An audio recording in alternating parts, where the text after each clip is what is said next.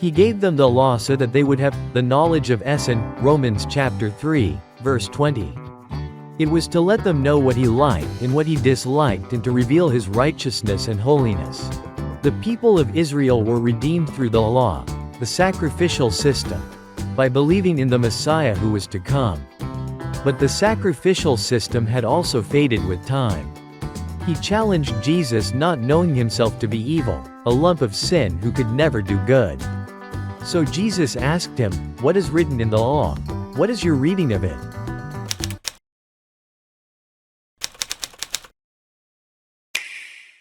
Have you truly been born again of water and the Spirit? Paul C. Jong.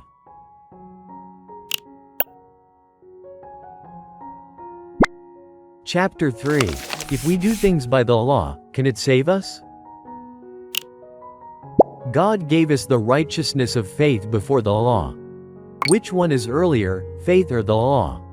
Faith. The Apostle Paul said that God gave us the righteousness of faith first. The righteousness of faith came first. He gave it to Adam and Eve, to Abel, then to Seth and Enoch, down to Noah, then to Abraham, then down to Isaac, to Jacob and his 12 sons. Even without the law, they became righteous before God through their faith in His Word.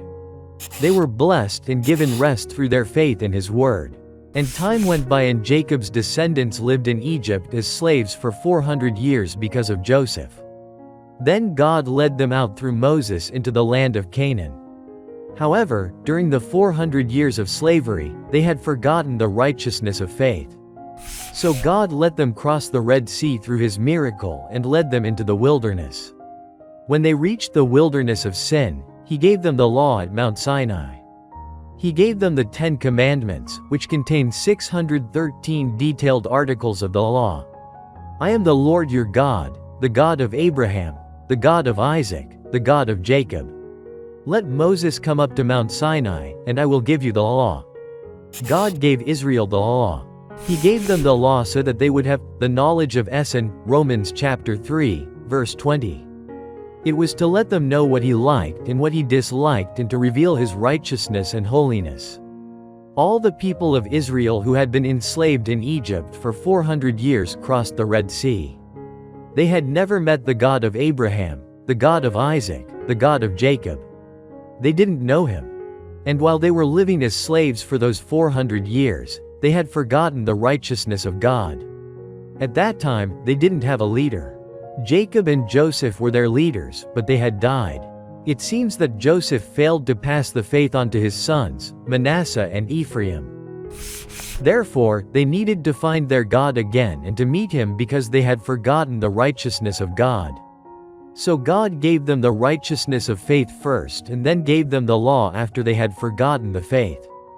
He gave them the law to bring them back to Him. To save Israel, to make them His people, the people of Abraham, He told them to be circumcised.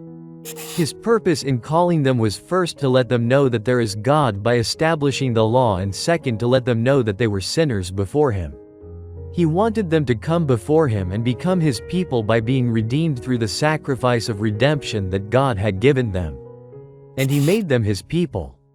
The people of Israel were redeemed through the law, the sacrificial system, by believing in the Messiah who was to come. But the sacrificial system had also faded with time. Let's see when that was. In Luke chapter 10, verse 25, a certain lawyer stood up and tested Him. The lawyer was a Pharisee. The Pharisees were conservative people who tried to live up to His word. They were the people who tried to protect the country first and then to live by His law. And then there were the zealots who were very impetuous and tended to resort to demonstrations to achieve their visions. Whom did Jesus want to meet? Sinners without a shepherd. There are people like them even today. They lead social movements with slogans like, "Save the oppressed people of the country." They believe that Jesus came to save the poor and the oppressed. So, they learn theology in theological seminaries, take part in politics, and try to deliver the deprived in every field of society. They are the ones who insist, "Let us all live by the holy and merciful law. Live up to the law by His words." But they don't realize the actual meaning of the law. They try to live by the letter of the law, but they don't recognize the divine revelation of the law. So we can say that there was no prophet, the servant of God, for about 400 years before Christ. In this way they became a flock of sheep without a shepherd. They neither had the law nor a leader. God didn't reveal himself through the hypocritical religious leaders of that time. The country had become a colony of the Roman Empire. So Jesus said to those people of Israel who followed him into the wilderness that he would not send them away hungry. He took pity on the flock without a shepherd. There were many who were suffering at that time. It was essentially the lawyers and others in such positions who were the ones who had the vested rights. The Pharisees were of the lineage of Israel, of Judaism. They were very proud. And this lawyer asked Jesus in Luke chapter 10, verse 25, "What shall I do to inherit eternal life?" It seemed to the lawyer that there was no one better than him among the people of Israel. So this lawyer, one who had not been redeemed, challenged him, saying, "What shall I do to inherit eternal life?" This lawyer is but a reflection of ourselves. He asked Jesus, "What shall I do to inherit eternal life?" Jesus said to him, "What is written in the law? What is your reading of it?" So he answered and said, "You shall love the Lord your God with all your heart, with all your soul, with all your strength, and with all your mind, and your neighbor as yourself."